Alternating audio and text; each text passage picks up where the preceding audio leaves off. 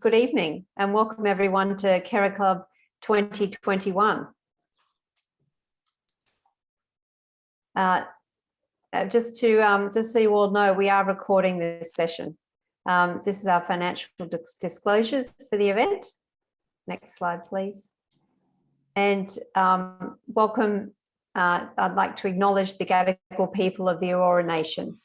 They're the traditional custodians of the land on which the SafeSite Institute is located, and we pay our respects to the elders both past and present. It's a great honour here to be again for the 6th KeraClub, and I'm most pleased to welcome Michelle Pritchard. Michelle has a lived experience of keratoconus.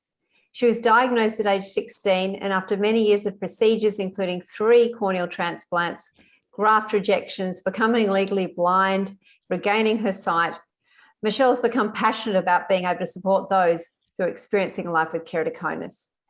She's been involved since KeraClub since its inception and has a pivotal role in helping us pull it together. She's now based in the Netherlands, so she's joining us there, and it's the morning, and she's pursuing there a lifelong dream of furthering her musical career and studying a master's in classical music on viola at the Royal Conservatory in The Hague. Thank you, Michelle. Thank you, Stephanie, and thank you everybody for attending our 6th annual KeraClub event. This is always, as Stephanie has just introduced, an exciting part of our year. It is where we all get together to learn more about the latest research, but also one of the most important parts of this sharing platform is actually for patients with lived experiences and their carers to be able to share and support each other to find out, I guess, a little bit more about what it means to actually live with this disease. Some of us have only just been diagnosed, some of us have had it for a long time. We often have parents of the patients here as well. So KeraClub's a joint initiative of the SafeSite Institute, Sydney University. We're very, very grateful that we're able to normally host this in person at the SafeSite Institute in Sydney. COVID, of course, has meant that now we end up with a webinar event, which is also a positive because we reach a wider audience, and I'm able to attend as well, which means, you know, I'm also very grateful for still being able to continue this. Keratoconus Australia is also a very supportive role in our KeraClub. And KeraClub has really absolutely taken off, I think, as a result of the combination of these 2 wonderful organisations. So without any further ado tonight, I'd like to launch our meeting. And to start off with, we're going to have a talk by Stephanie Watson. Professor Stephanie Watson is head of the Corneal unit at Sydney Eye Hospital. She's head of Corneal Research Group at the SafeSite Institute and the chair of Ophthalmic Research Institute of Australia. As a corneal specialist, she is appointed at the Prince of Wales and Sydney Children's Hospitals. Professor Watson was the only Australian to make the power list of the top 100 women in ophthalmology in 2021. We are always grateful for her engaging enthusiasm, her incredible knowledge, and her dedication to what she has made her life's work. Thank you, Stephanie. Thank you for Michelle for the kind words of introduction. Could I have my next slide, please? Now, keratoconus, as you know, is common. It's people across the globe have been affected, and to different degrees. Now, unfortunately, COVID has also become very common and affected most of us around the globe in some way. With the next slide. In theory, COVID-19 has been found in the cornea, but it's unlikely to be transmitted in a corneal transplant. And that's because there's no lymphatics in the cornea and no blood vessels normally. Also, when corneas are harvested for transplantation, they're sterilized with betadine, and betadine actually inactivates COVID. So that's some good news. Now, in long COVID, in studies of long COVID, it's actually been found that the corneal nerves are reduced and also the immune cells in the cornea are reduced. Now, this is a finding in studies, but we don't really know the implications of it for people. Not of concern for people with keratoconus at the moment. But we have found in patients with keratoconus during the COVID-19 pandemic that their attendance at clinics and their attendance for cross-linking has decreased. This graph here shows a drop in the beginning of 2020 in total patient visits using our Save Site registry in patients with keratoconus, and the green line is a drop in the number of patients having cross-linking. This is a great concern because while patients with keratoconus are not being diagnosed and reviewed, their keratoconus can progress, and that is to the point at which a contact lens or glasses may no longer actually correct their vision.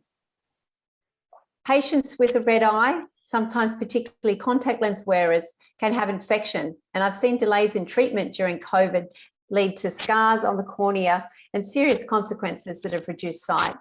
So I think it's important, if there is a red eye, that patients with keratoconus, particularly contact lens wearers, seek treatment.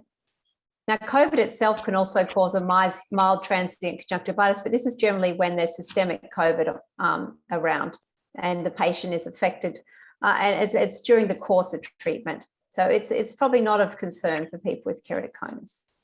Next slide. Often patients with keratoconus are wearing contact lenses or glasses.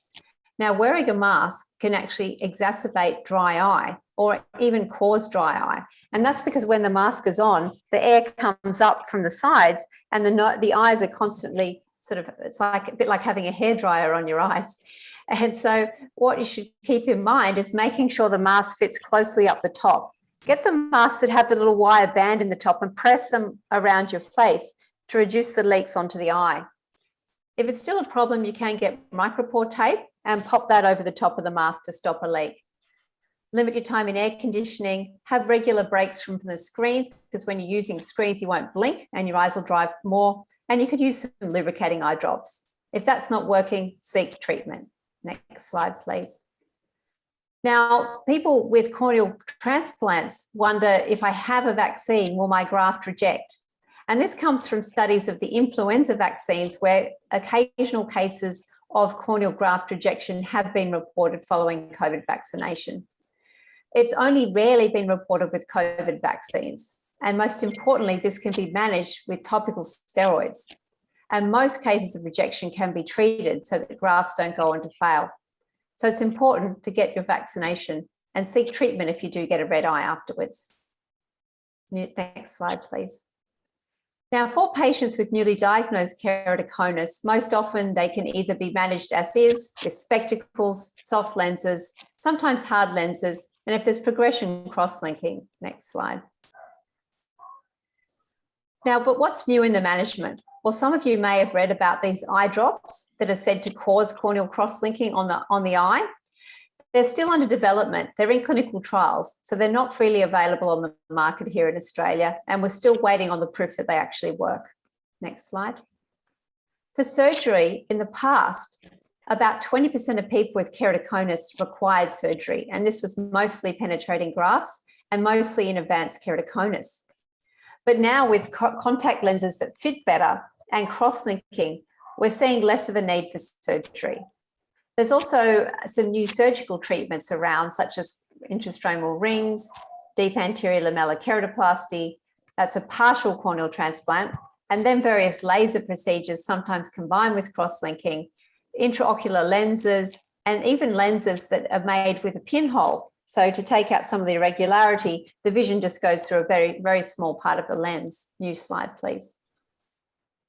But when should you consider surgery? Well, there's a lot of things on this slide, but the basic take-home message is when contact lenses really aren't working and quality of life is affected, when the contact lenses can't provide you with the vision that you need.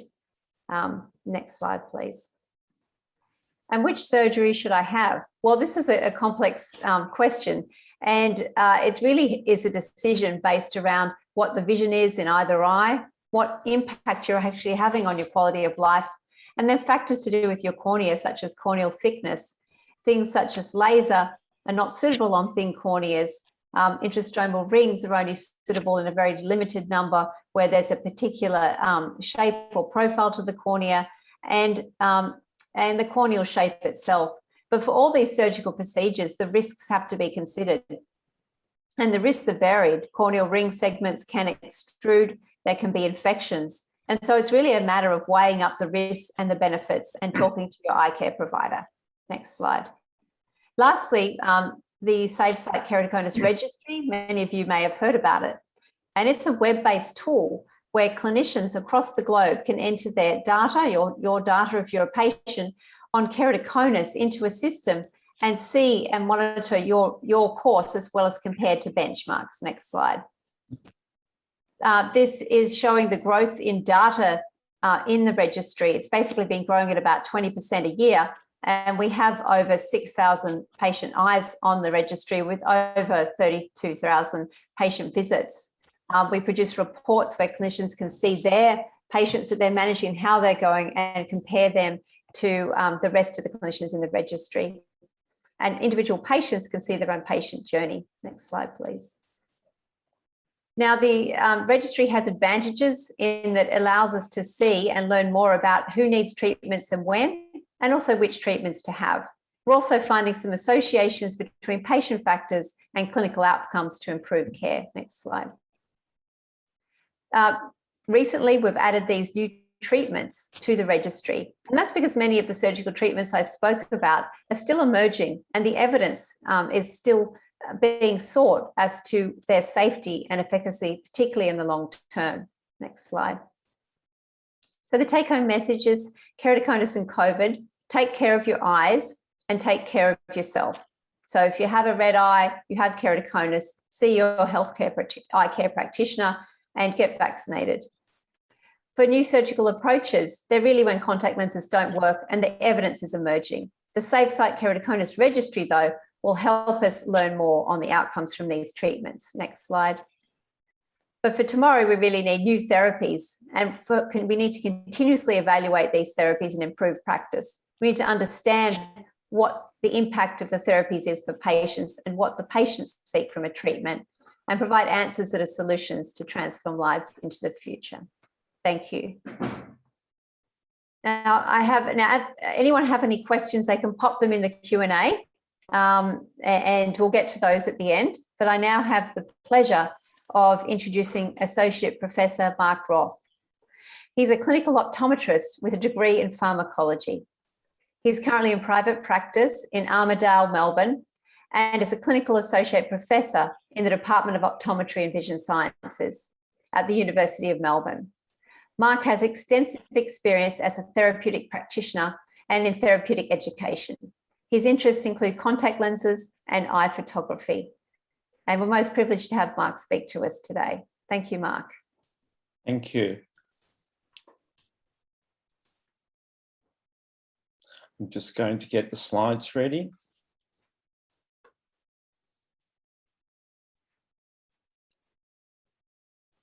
Here we go. You can see my slides okay. So it's an absolute privilege to do another talk with KeraClub. I think it's my second one. And in particular, it's an absolute honour to be on the same panel as Professor Watson. You know, I've been to many universities and institutes overseas, including the Mayo Clinic in America, and we are really, really blessed to have experts in Australia, and Professor Watson's certainly a world expert in this area. So we're very privileged in Australia to have all these experts looking after us.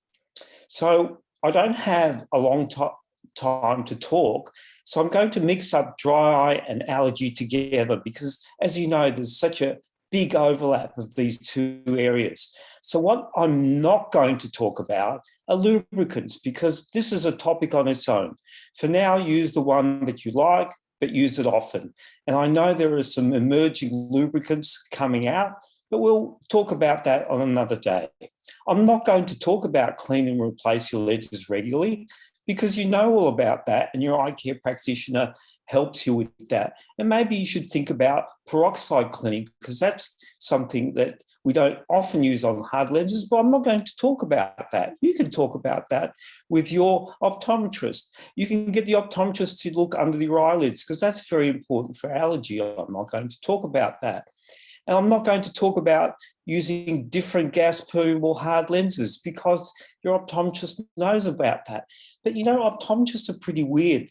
They've got this DNA in their brain that the more oxygen you get through your hard lens, the better. And that's true.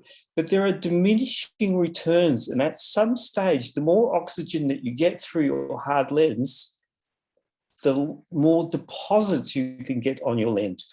And that's not what Professor Watson's talking about. She's talking about looking after your lenses and looking after your eyes. So have that conversation about diminishing returns and getting a hard lens material, particularly in the mini sclerals or sclerals, because it's taking up so much space in your eye, that perhaps there's a material that's more deposit resistant.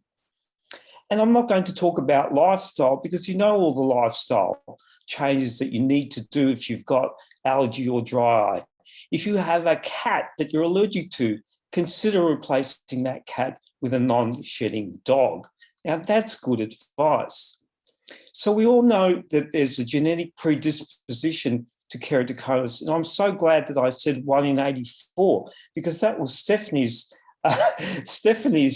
ratio of the population in Australia. So you can see that the more techniques we have to detect early keratoconus, the greater we feel that the numbers are in Australia.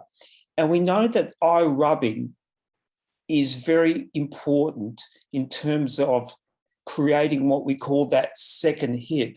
Because in many diseases, even in cancer, you have this genetic predisposition. But why do some people with that genetic predisposition get it and others don't? So there's this sort of second hit that we don't understand. But I think we're coming to grips with the fact that eye rubbing is definitely a second hit for someone who's got a genetic predisposition for an irregular cornea. So what I'm trying to talk about now is decreasing your willingness to keep eye rubbing, and that's about dry eyes and allergy. Now, have you ever gone to see an optometrist or an ophthalmologist and they've said to you, look, you know, your eyes aren't that bad. I don't know why you're complaining about all this dry eye and allergy. And, you know, they make you think that you're crazy. And because we just look at the front of the eye and we see not much, there's not much to see. So we think, why are you complaining so much? But you're not crazy. What's happened is that we are short of information because we know that there's so many nerve endings in the cornea. Now, Mother Nature, for one reason or another, put all these nerve endings in the cornea, and we're still coming to grips to understand how they all work. And not only that, we need to remember that the eye is connected to the brain. The eye is to come out and look around. Now, don't worry too much about this, this image. All you need to know is that the red freeway going down and the blue freeway going the other way. And so what happens is if you look at, I'll try and, I can't. If you look at the left-hand side, I don't have a pointer, you can see a diagram there of the epithelium of the cornea. So something's going wrong there. There's some damage to the surface. And because of all those nerve fibers, I will try and get something here. Just bear with me. Yes, I have something. So you've got the nerve fibers there coming through, and they're obviously affecting the front surface of the eye. And then that sends a signal through this freeway right down here and around. And it's sort of like a freeway overpass here. And then it goes back up to the brain and it signals the pain. And that's where you feel the pain. And that's sometimes when chronic pain arises, that some doctors will give you medicines actually to affect your sensitivity to pain in the brain. Something like tinnitus. I'm not sure if you've heard about tinnitus. So that's what happens. But once you've got this pain from dry eye or allergy in the brain, something else happens, that you get a signal going down here, and it actually does a triple loop here and comes back down a second pathway. And your brain is sensitized to that pain. But hang on, nothing's happening to the epithelium, to the eye. That's right. So the brain's been sort of super sensitized because of the original hit of pain. And then there's this biofeedback loop that you're actually getting pain again through this signal down here without actually having a lot of damage to your eyes. That's why when you come to see us, we look at your eye and say, well, that's not that bad. And you say, well, I'm still feeling crap. So we're just starting to understand all that.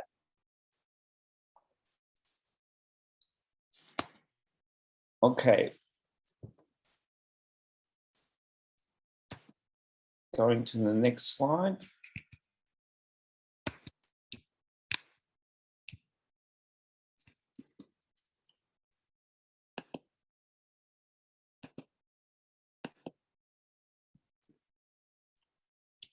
So the allergic cascade, we understand very, very well. So you've got something that is stimulating the surface of your eye, either the nerves or an antigen. That means you're allergic to maybe the dandruff on the cat.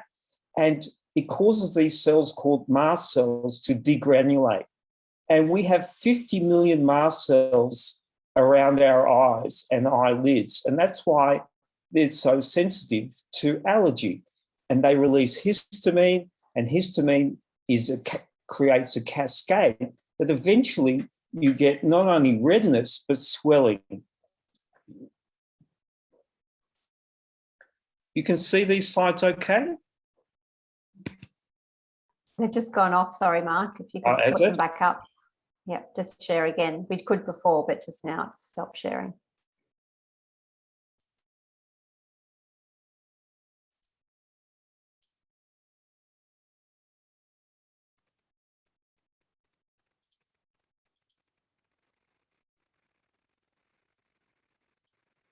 Got them now? Yeah. Okay. So when we see your eyes, we can actually look at the surface of your eye and see the dryness, just like in this photo, or swelling and inflammation in your conjunctiva due to allergy, like in this photo. And there are many other tools that we can use in the office to check whether you've got inflammation markers that has changed the way your dry eye or allergy is behaving from just low grade to something that has moved on to an inflammatory stage. We need to check under the eyelids and to see whether your glands and your eyelids are functioning well. And a lot of you probably would have sought advice regarding meibomian gland dysfunction and using a variety of methods to treat that.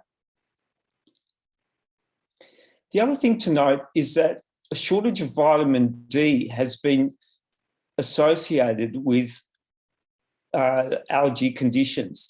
And we actually don't get enough vitamin D, or particularly during lockdown. So these are the amount of minutes that you should get between 10 a.m. and 12 p.m. And a lot of us are probably not getting that. So thinking about consulting your general practitioner about vitamin D supplements is a good idea. And they're associated with many conditions, including allergy.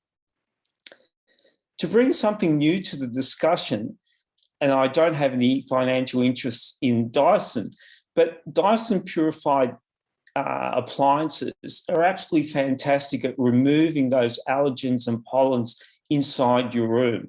And there's some evidence they can remove particles as small as the COVID particles. But they've got this special HEPA filter, this HPA filter. And don't be surprised if you see these kind of filters more and more inside offices and houses. And you should think about investing in one of these, particularly if you've been associated with pollens and allergy.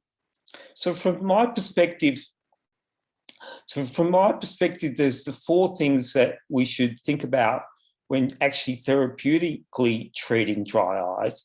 And that is to look at when the cascade changes from just normal dry eye allergy to inflammation. You can think about lipid and non-lipid based tears, and this pain syndrome as well, which you can investigate later on with other practitioners.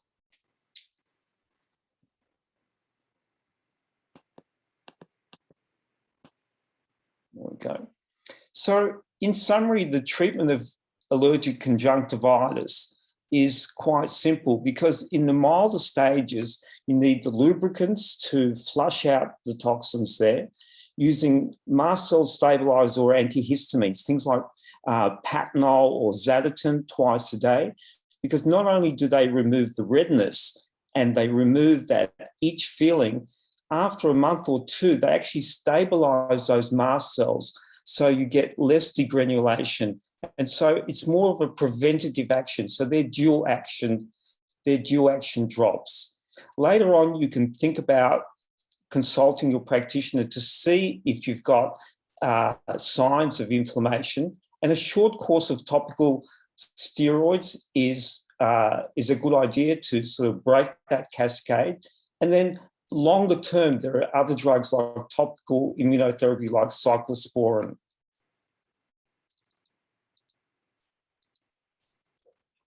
So in dry eyes, the International Dry Eye Workshop in 2007 really stated a methodological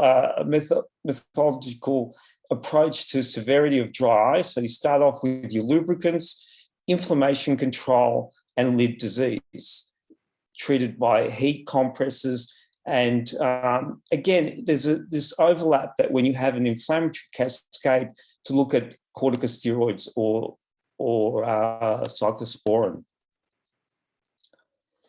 When we talk about steroids, a lot of the steroids have preservatives within them. So if you're going to have a short course of steroids, it can be beneficial to use a non-preserved steroid like prednisolone. It comes in minims, like in little capsules.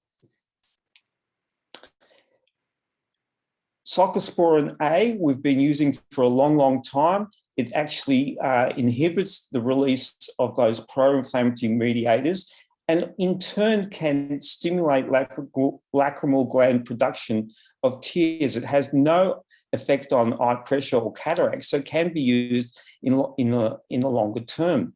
The problem with cyclosporine is that we've in the past had to get it made up by the pharmacy or the chemist. But now there's been a commercialised version being released. It's cyclosporine 1 milligram per mil, and that's now available through pharmacy. And for some conditions, it is eligible to go through PBS. So again, we can treat the dry eyes, treat the allergy with antihistamines, lubricants, look at the inflammatory cascade with a short course of anti-inflammatories, and then for longer term immunomodulation, looking at using cyclosporine for the longer term.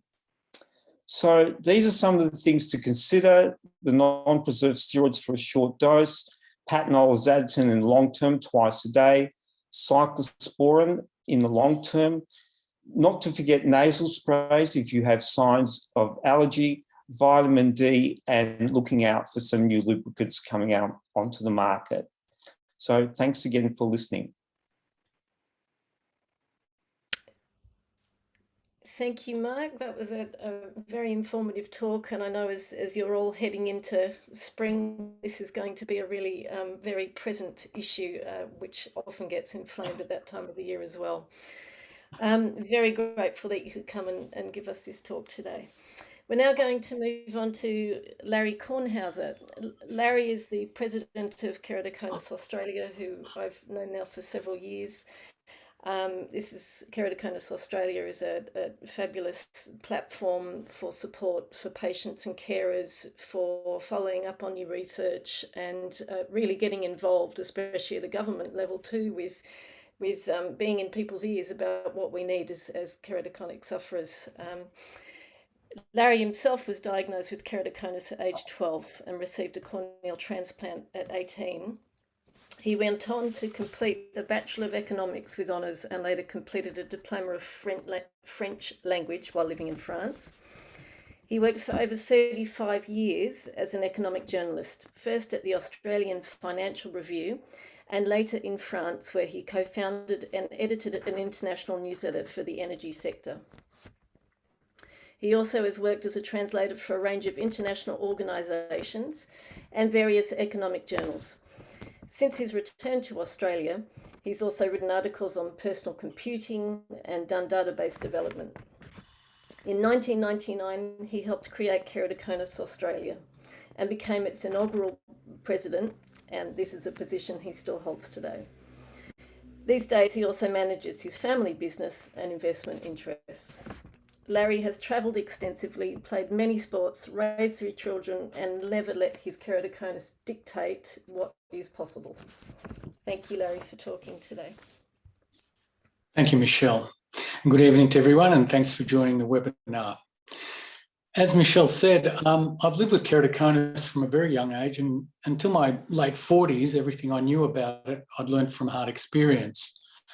I never met another person with keratoconus until about 1999, when I got together with some other patients one night to discuss forming a support group for people with keratoconus. There we discussed the lack of information, the difficulty in finding experienced eye carers, the poor treatments and surgery, and how little empathy there was from family and friends, and even worse, often from the eye carers that we paid to treat our vision loss.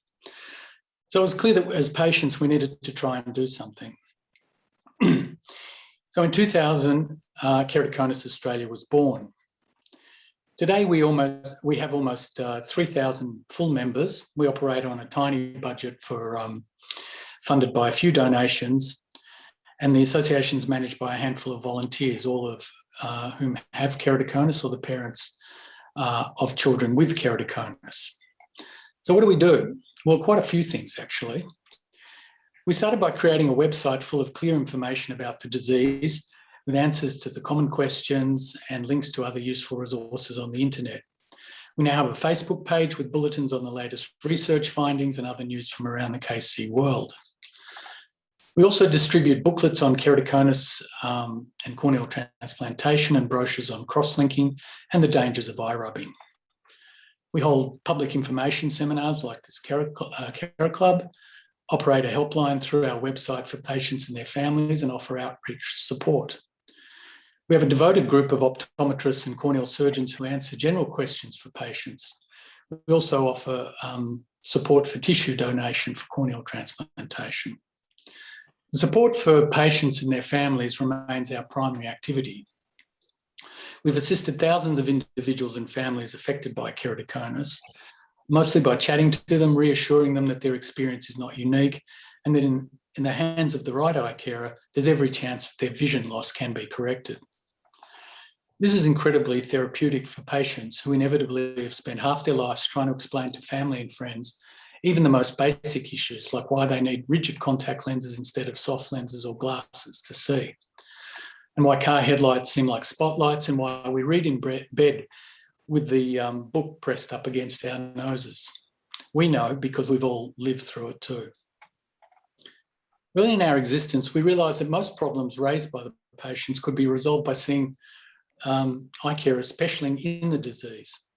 But without official lists of Australian optometrists and ophthalmologists specialising in keratoconus, it's now impossible for newly diagnosed patients or those suffering from rapid progression to locate specialists. This has left too many patients relying on their neighbourhood eye carer, who has often never even seen a KC patient before. As a result, many patients are misdiagnosed, misinformed, mistreated, and living in the mistaken belief that little or nothing can be done to restore their failing vision. So for the past 21 years, we've been trying to fill this gap left by the eye carer associations by compiling lists of keratoconus practitioners around the country to ensure patients always have the best chance of getting the best possible outcomes. And for most patients, finding a competent eye carer is life-changing. Believe me. Every keratoconus patient is different, which is why fitting contact lenses on them has been described as an art more than a science. However, changes in optometric training and practice have meant that fitting these complex lenses is becoming a dying art. We're trying to reverse that trend. Since 2006, we've collaborated with the optometry faculty at Melbourne University to run special lectures for optometry students on keratoconus and to operate a clinic that gives students hands-on experience fitting patients with lenses while also offering bulk billing and other discounts to patients. More young optometrists are now taking an interest in managing keratoconus patients. Earlier this year, we started a working group to improve postgraduate training for these optometrists wanting to work in this area. We've also supported a range of research projects across Australia, including genetic studies of keratoconus, development of quality of life survey designed specifically for the disease, for keratoconus patients, and surveys of the Australian keratoconus population. Crosslinking and the Safe Site Keratoconus Registry have been a big focus over recent years. When crosslinking first arrived in Australia in 2005, we supported the Centre for Eye Research Australia's randomised trial for this new procedure, the first trial of its kind in the world, by providing funding and assistance in recruiting volunteers. As more untested protocols were introduced and used, and sometimes misused on juveniles, we advocated for more research to evaluate the outcomes of treatments which were effectively using our members as guinea pigs. When Professor Watson proposed the Safe Site Registry, it offered a means of finally tracking real-world outcomes of cross-linking procedures under various protocols and ensuring that we receive the best practice treatments. What we especially liked was that it was linked to a validated quality of life survey, or QORC, designed specifically for keratoconus. Both the registry and the QORC are world firsts, I believe. Early data from the registry helped convince the federal government to include cross-linking on the Medicare schedule in 2018, thus making this crucial but costly procedure finally accessible to thousands of Australians diagnosed with keratoconus. We also act as advocates for the keratoconus community. A key concern has been the fast rising cost of complex, larger contact lenses being used by optometrists today. Large scleral and hybrid lenses can cost upwards of $1,000 per lens, plus fitting costs, or triple the cost of the older rigid gas permeable lenses. Contact lens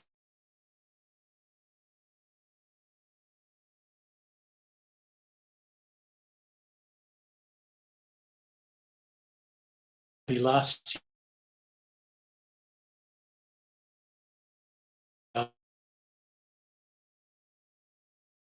year subsidized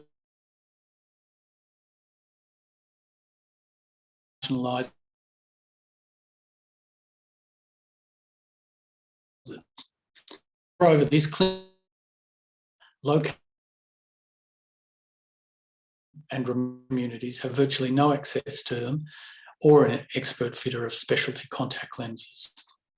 We do our best to help these people find eye carers close by, but difficult cases usually need to travel hours to a regional centre or capital city to find a contact lens fitter able to resolve their issues.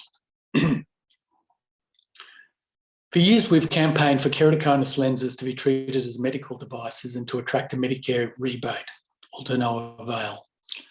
Private health funds also refuse our pleas to pay higher rebates on these lenses. As mentioned by Stephanie, the arrival of COVID-19 definitely impacted our work in a number of ways. First, it restricted the time available to our mainly Melbourne-based volunteers as they juggled online work meetings, homeschooling, housework, and general fatigue. But COVID also led to a marked fall in requests for support as Australia closed its borders and went into lockdown. A second longer lockdown in Victoria suppressed support calls again, just as people were starting to emerge and refocus on their eye health. Everywhere, people put off seeing their eye carers to avoid the risk of COVID. Often not a wise choice, given keratoconus is a progressive disease and can advance rapidly in younger people. Loss of income due to COVID also prevented many from seeking the expensive treatments they are required to manage their vision. As a consequence, 2021 has been a mixed bag, with support requests returning to closer to normal, but with a definite shift in the type of support requested. With so many people stuck in lockdown, mental health issues are on the rise and are often exacerbated because patients have let their keratoconus advance to a stage where treatments like crosslinking and simple contact lenses are less viable or not even possible anymore. So what about the future? Though widely used in Australia since about 2010, crosslinking only became affordable for many people when it was covered by Medicare in 2018.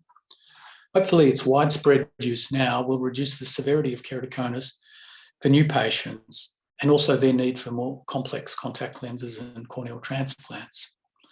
However, there's a huge cohort of existing patients who will need these lenses and surgery for regrafts and other failed procedures like corneal rings for most of their lifetime. They'll continue to require our support and advocacy for better services. Briefly then, more needs to be done to help patients unable to access or afford contact lenses and other treatments. Optometrists and the contact lens labs must do more to facilitate these outcomes. Contact lens warranties and guidelines for refunds on failed contact lens fits also need improvement and greater transparency. An ageing keratoconus population means older patients like myself may experience difficulty in handling contact lenses for various reasons in the future. Training will be required for support people, families, carers, and hospital and aged care nursing staff to learn how to clean and insert and remove lenses to ensure that keratoconus patients can remain largely independent. We'd like to see more research into interaction between mental health, stress and anxiety, and the progression in keratoconus. Hopefully, the quality of life data from the registry can be used better to identify and track issues causing concern to patients. The association is also leading a Vision 2020 Australia working party to advocate for resources to assist patients with mental health issues arising from rapid and serious vision loss. In research, we need more information on the economic burden of contact lenses and better ways of identifying those most at risk of severe keratoconus, perhaps by using artificial intelligence. More research also to restore vision and cure keratoconus would always be welcome. Gene and stem cell therapy may play a role here. And more funding for the registry and these other research projects is imperative. The association itself needs new volunteers prepared to chart a fresh course to meet these challenges. Keratoconus starts as a young person's disease, and we would love to have more young, engaged people to help map out new strategies and campaigns, especially those with experience in patient support, medical research projects, advocacy, and engaging all levels of government and eye care professional associations. So if you're prepared to invest your time and energy, then please get in touch soon and tell us what you can and will do to assist others with keratoconus and to promote change. We can be contacted at info@keratoconus.org.au. Thank you very much.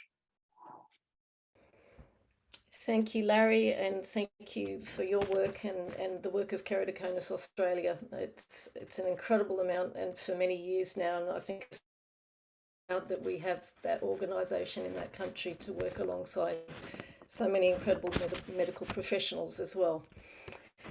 KeraClub is about the patients in such a big way, and we're very lucky today to have Chloe Davies here to actually give her account of her lived experience with multiple procedures.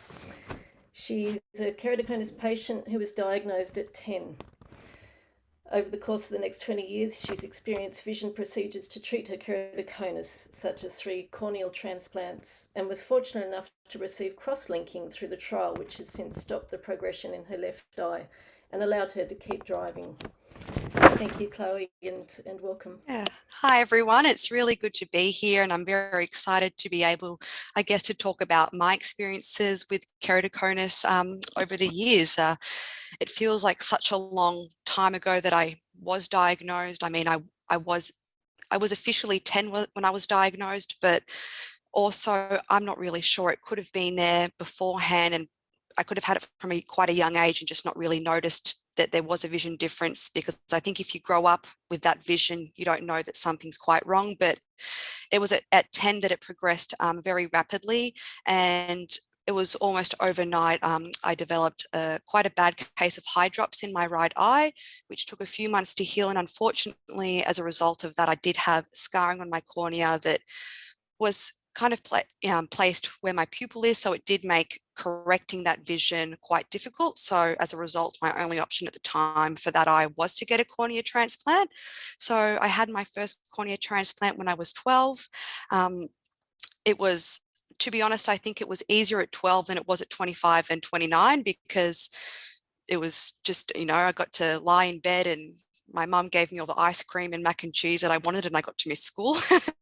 And to be honest, I recovered very well, and I was very lucky that I went to a school that was very supportive of my low vision, and they actually had these magnets installed on all the whiteboards so that everything that was written on the whiteboard came up to my laptop screen. So growing up to keratoconus, I was very supportive to have, everything to help me kind of live as normal life as I could with the vision that I did have.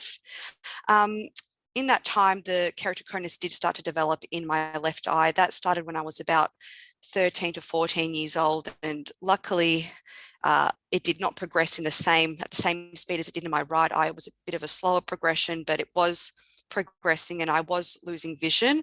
To the dismay of my optometrist and ophthalmologist, I am very difficult to fit contact lenses. Contact lenses definitely help improve my vision, but I have very sensitive eyes and I do find it very hard to wear them. I actually do wear them now, but at the time, it was impossible to get me to wear them, I won't lie. And the disease was progressing, and it was mentioned to me that there was a new treatment that was happening overseas that was coming to Australia in a trial that I might be able to access, called Crosslinking. And at the time, I didn't really know anything about cross-linking, but my optometrist and ophthalmologist at the time did speak quite in depth to me that if my left eye would continue to progress, that it was something that they would like to try on me, as I did still have not amazing vision in my left eye, but I did have vision that they could correct with contacts and to some degree with glasses to get me to drive, not necessarily at night, but be able to live, work at my desk all day at a computer. At the time it was school, and drive my car and kind of have all those normal experiences that get very tricky if you can't correct it with contacts and glasses. So when I was 18, I was lucky enough to participate in the trial of cross-linking, and it was, to be honest, I'd had a cornea transplant obviously at 12, and a cornea transplant of course, it irritates your eyes for a few days. I don't want to pretend like you wake up and you're like, oh, that's amazing, no pain at all, obviously. But the recovery for cross-linking is much, much better than it is for a cornea transplant. I was kind of surprised at how quick the recovery was. I think for the first 3 months, my vision was a touch more blurred than it had been prior, just as the eye was healing. But after those few months went by, my vision returned to the same level that it was before. It wasn't, I'm not saying that it was like this miracle treatment where I had the cross-linking and then I had 20/20 vision in that right eye. There we go. But yeah, so it brought my vision back to where it was. And with that vision, I can drive, I can work at my computer, and I now wear contact lenses. And I have, as a result of a cornea transplant was my only option in the right eye, just due to the placing of the scarring. And I have had 2 rejections since, but at the end of the day, cross-linking also wasn't available when I was 12. And to be honest, I'm lucky that I was a part of the trial, because I think I had it within in its first year that it came to Australia. And if I hadn't had it then, I'm not really sure how much more my vision would have progressed. And it could have progressed at the same point of my right eye, where I had no choice but to have a cornea transplant. And if you need a cornea transplant, that's great, but well, it's not great, but in some instances that's what's necessary. But if you have the option of halting the disease where it is and continuing to correct your vision with contact lenses or glasses, it's definitely something that is preferable. I mean, I've got the cornea transplant in the right eye and a cross-linking in the left eye, and I have many better days with my left eye than I do with my right eye. So yeah, I mean, I was very fortunate, and it's definitely something that, if I could go back to 17-year-old Chloe, who was nervous at participating in a trial, and say, would I do it again? Definitely, because it did what it was meant to do. And I'm happy for that. And yeah, I've learned to live with my keratoconus. I understand what my vision is.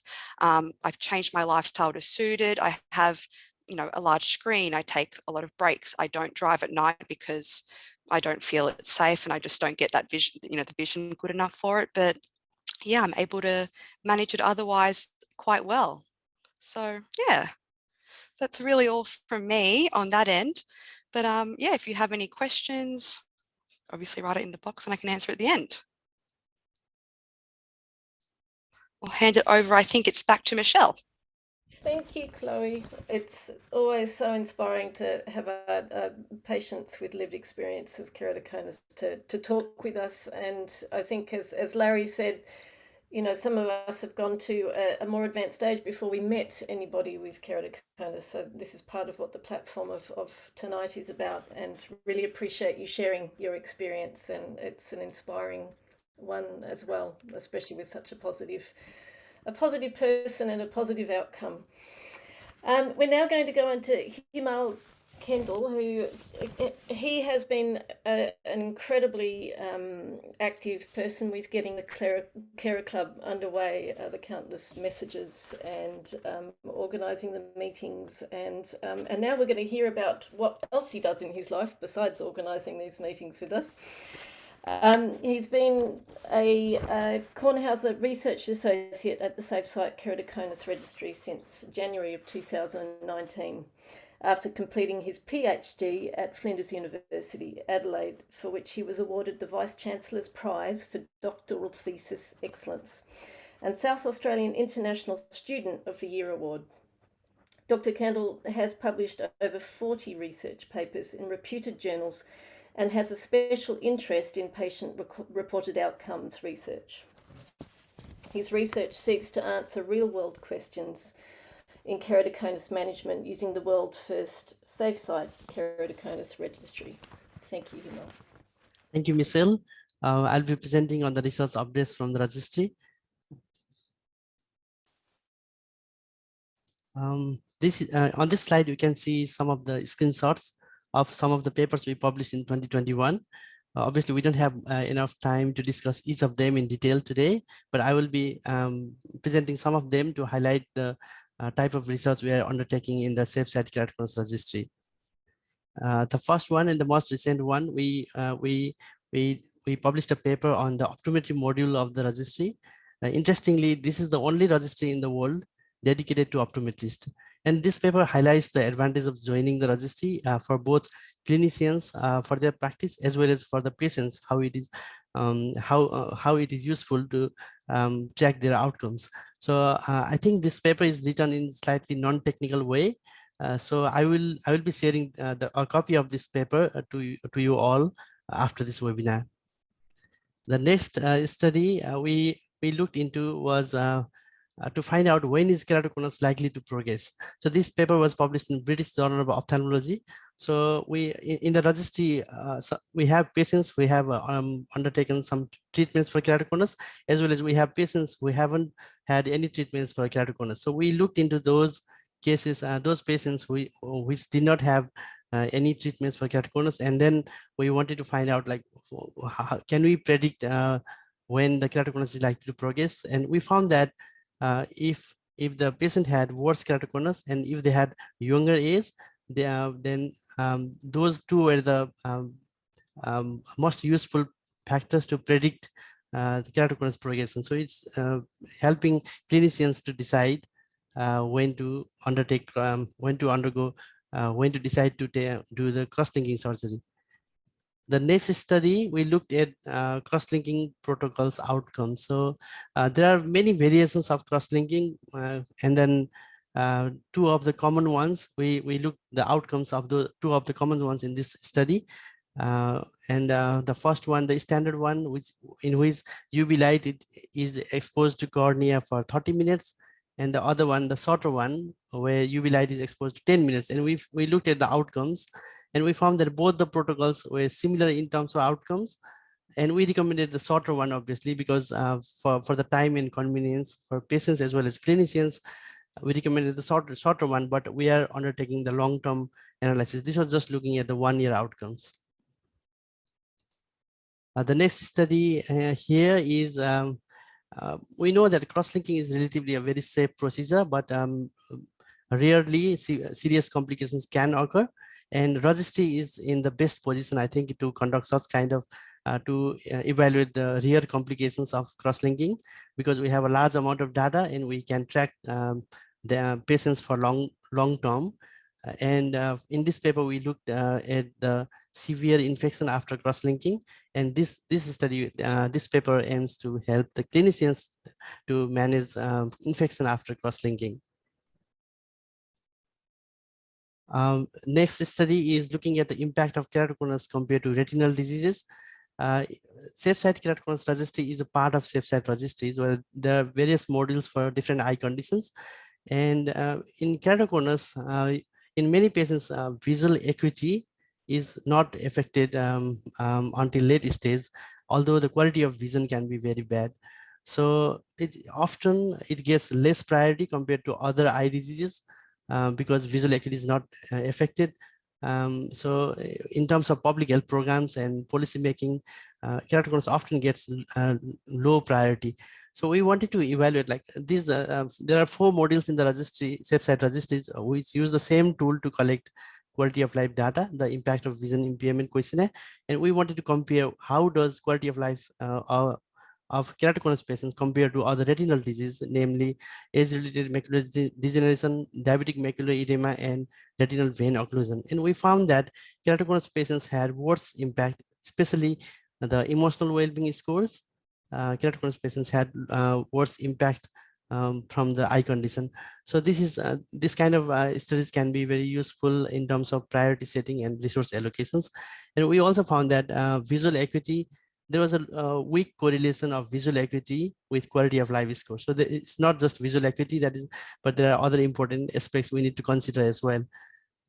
So the next study, I know we are running out of time, so I'll be really quick just to highlight what we're doing. Recently, Professor Watson presented this study, which was where we looked like who is getting corneal flattening after cross-linking. So we looked at the long-term data, 5-year outcomes, and we recommended that patients with steeper corneas can be informed of increased likelihood of changes in corneal shape. Similarly, we presented this study looking at cross-linking outcomes in children and adults in the Asia Pacific Academy of Ophthalmology meeting recently, and we found that the outcomes in children were similar to the outcomes in adults. In the next study, which has been selected for presentation in the RANSCO meeting, RANSCO, which is the Royal Australian and New Zealand College of Ophthalmologists. For this meeting, like we are presenting this study where we looked at the outcomes of epi-on cross-linking. Epi-on means like epithelium, the front layer of the cornea is not removed in this process. So we found that epi-on cross-linking was done mostly in the milder cases compared to the standard epi-off cross-linking. And the primary purpose of cross-linking is to stop the progression of keratoconus. And I think it did epi-on cross-linking. So there was not much different between baseline and the 1-year outcomes. It did well to stop the progression, but generally what we have seen with other protocols is that cross-linking not only stops progression, but it improves outcomes. So we found that in our data, we found that it didn't, AP on cross-linking did not improve outcomes, it just stopped the progression. But when you compare the data with the AP off protocol, then obviously AP off had better outcomes, offered better outcomes. The last one study that I'm presenting here is looking at the patient-reported outcomes of cross-linking. So there is now enough, a lot of literature looking at the clinical outcomes of cross-linking, but there is almost the evidence on patient-reported outcomes of cross-linking is almost non-existent. So we have been invited to present this in the ARBO conference next week that is being held next week. We found that cross-linking improved patient-reported outcomes as well. So what next? As the data in the registry grows, then we have more power to analyze the emerging treatments, and we will conduct studies to understand patient benefits of treatments, and we will use innovative techniques like artificial intelligence to predict and inform clinical practice. And with the optometry module, we'll be able to evaluate optometry outcomes in keratoconus as well. So these are the references we used in the slides today. And now we move to the discussion. Thank you, Himal. That was great. Now, before the session today, we did receive some questions already. So I'll just go through some of those, and we'll also answer some of the questions in the Q&A. The first one is for Mark. So it's of concern that my eyes are bloodshot when I remove my scleral lenses at the end of the day. Is it a concern? Sorry. So should people be worried if their eyes are red when they take the lenses out? Oh, sorry, you're on mute. Oh, Mark, sorry, please unmute. Okay, thank you for that question. So it's scleral lenses, is it? Yes, scleral lenses. Yeah. Okay. So I think we need to remember that contact lenses are a foreign body. The worst thing you can do for someone with keratoconus is put a piece of plastic on their eye. But the only thing that will really give you reasonable vision when your cornea is irregular is a piece of plastic on the eye. So there are so many reasons why your eyes can be red. So you need to really think and talk to your practitioner about, is it a normal red that you've had your contact lenses in all day, or is it an abnormal red? The abnormal red is perhaps that the contact lens isn't fitting well. The contact lens is rubbing against the lid too much. Is the contact lens providing the cornea and the area around the cornea and the conjunctiva, it's called the limbal area, enough oxygen? Are your lenses drying out? So it's multifactorial. I don't think you're going to get rid of all the redness, but you need to figure out, is there things that you can do to reduce it? And I think some of the things that Larry was saying are quite important about getting the right fit, getting the right material, and, you know, working out, is your eyes red in one eye or the other? So to some degree, everyone that wears contact lenses, rigid lenses, will have some redness at the end of the day. But liaise with your practitioner. Is it an abnormal red? And is it something that you can help by lubricants or a different material or a different fit? Thank you. And then moving to Larry. So somebody's asked, or Joe has asked, is there a database of optometrists that deal with or aware of keratoconus? They're in the Melbourne Bayside area. Look, we've been dealing with the optometrists, the Corneal, the Contact Lens Society for a while now about this. They've got a database of optometrists up there, but it doesn't, you can't filter it down to specialties like keratoconus. I was talking to them only a couple of months ago about them redoing that, and they said they'd like to and all the rest of it, but it's really complicated. The simple answer is no, not that we know of, not that the Contact Lens Society knows of either. But if you contact us, we will do our best to try and find somebody. Again, you know, we rely on people like Mark and others who work with the optometrists and the contact lens fitters to help us find these people in different areas and all across Australia and in some of the most remote places you can imagine. So, but no, there is no list, and that's why we're doing it, I guess. Thank you.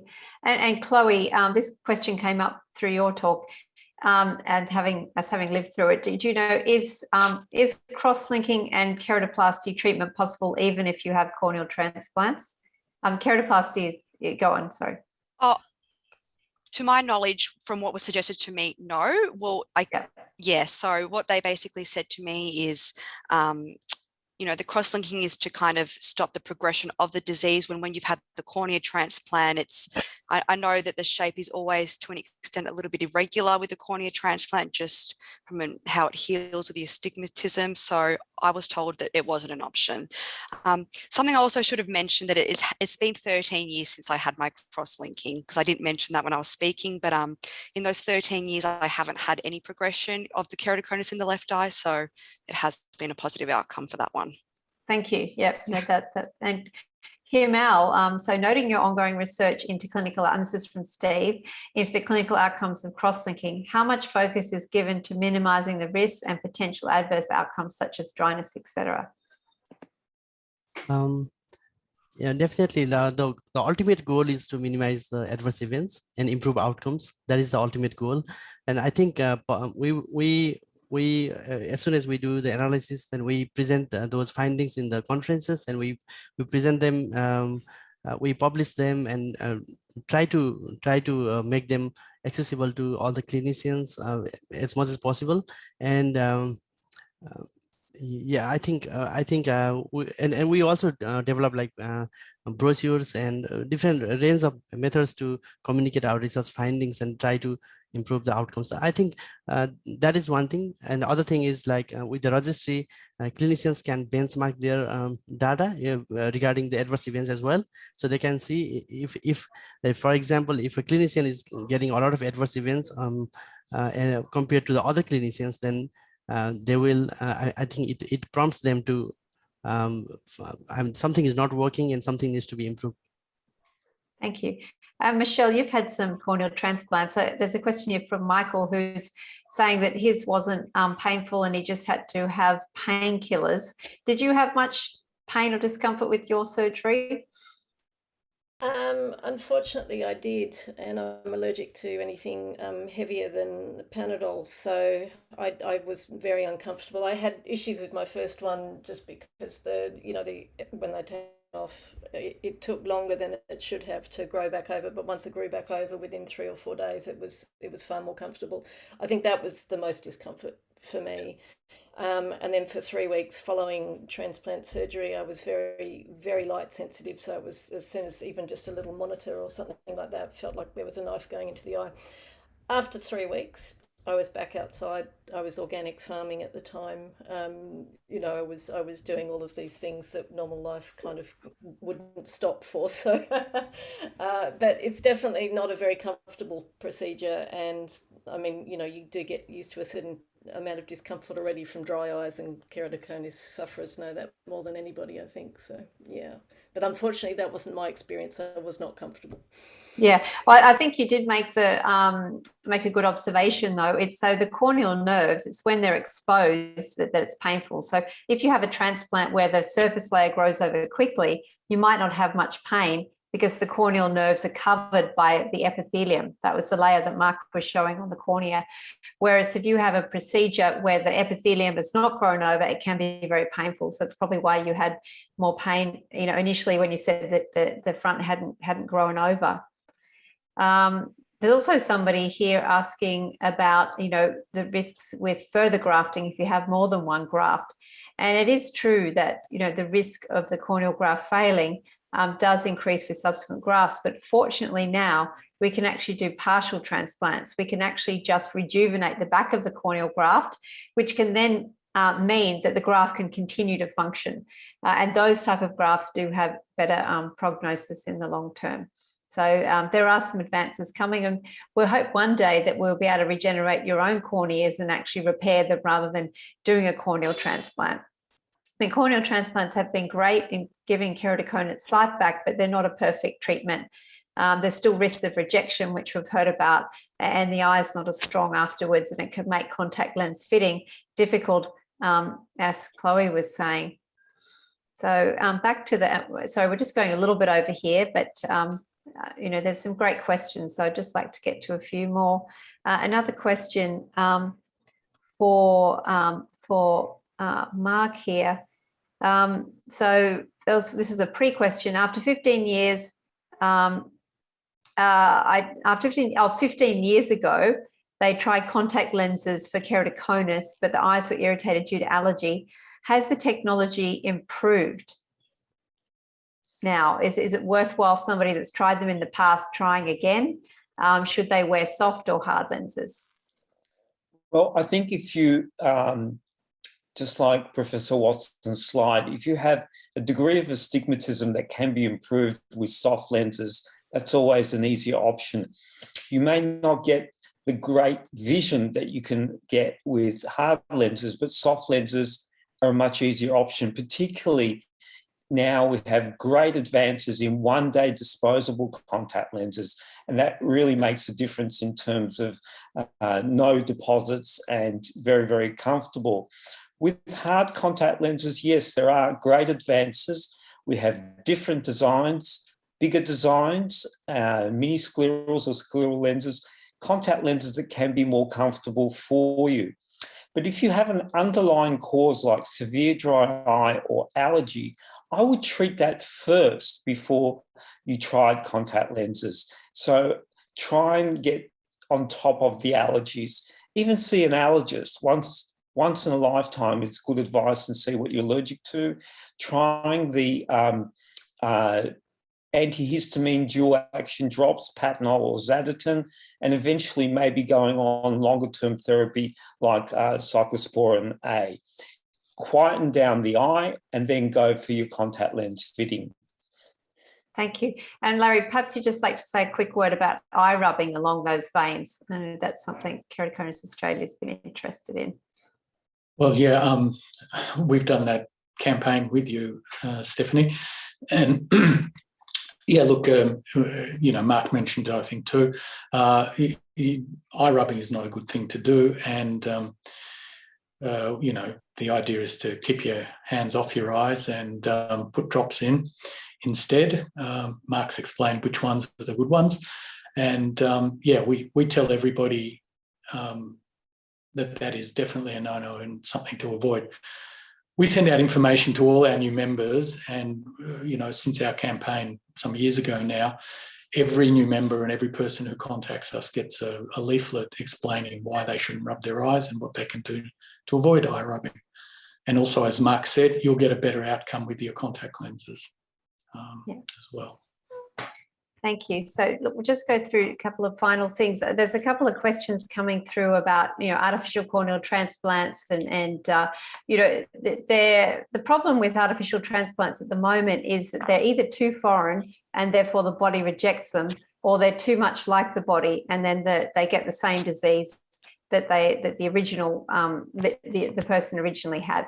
So they are under research, but they're not really in the clinic at the moment. A donated corneal tissue is still to date, in most cases, preferable than an artificial cornea at present. In terms of laser, it's suitable in some cases over a transplant, but contact lenses still go great in a lot of cases with corneal transplants to correct the vision. So if you have a transplant and your vision's not good with it, there are things that can be done, and surgery is just one of them. So Himal, just lastly, is there academic literature, either through primary studies or meta-analysis, to inform the conditions for a clinician to determine the risk versus benefits of cross-linking? There is some, but most of the studies are limited by the sample size. too low sample size, and yeah, and they usually focus on the narrow area, like a particular protocol rather than general cross-linking. But there is some evidence, but this is again like where the value of registry comes. I think we have like I think the largest database of keratoconus patients now, and we are in a position to do bigger scale study with more powerful results. Thank you. And we do have a brochure for patients having cross-linking that explains it in terms that are suitable for them, and it's on the Keratoconus Australia website.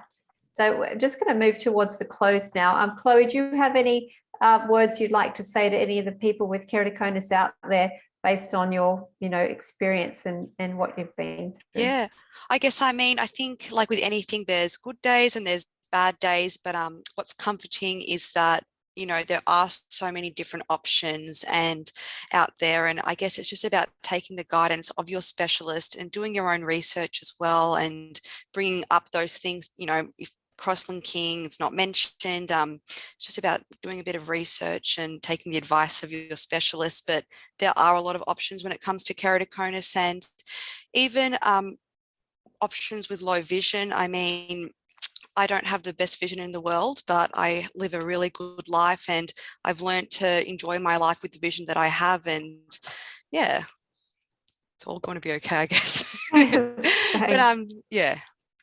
That's great. Michelle, can I hand back to you? Thanks, Stephanie, and thank you everybody for attending our webinar. We're hoping that next year there will be one in person, and we might be able to also include this as a webinar event as well. I'd like to thank our expert speakers today, patients with lived experience. So I'll just go through and thank you one by one. Professor Stephanie Watson, thank you so much for helping run this event, for your incredible work that you do and continue to do. For your interest in helping people like me who have to go through this as a lived experience as well. To Mark Roth, for your wise words and all of the things you said you weren't going to talk about. I think it's obviously that there's a world of knowledge out there. Go to an optometrist, someone who specialises in these things. Go and talk to them. As a keratoconic patient, we don't have to sit in our rooms and wait for the light to be turned on, because there are so many options. Larry, your work is continuously inspiring and so supportive. Larry was one of the first people I ever had a very meaningful conversation with about keratoconus. So thank you, Larry, for all of your work through Keratoconus Australia. And for your never-ending enthusiasm and energy, even through COVID times, to keep things going. It's really incredible work. Chloe, it's always wonderful to hear people's stories in such a positive light, but also a very honest account as well. And thank you for sharing that, because I know that's not always easy. And Dr Himal Kandel, you are always so constructive and incredible in the way that you run these meetings as well with us, but also in your research and what you're doing to work towards the comfort for people in the years to come. I hope this registry is going to be something that will be upheld. It will be useful for people of all walks of life. And last but not least, of course, wonderful listeners there, please join us when you get next year's notification. It would be lovely to do this more regularly, but I think even annual events are special, and there are many questions that are answered. And it's also great to be kept in touch with the latest research, and not just from the medical point of view, but also from a support point of view. KeraClub is there for you. So thank you everybody for attending tonight.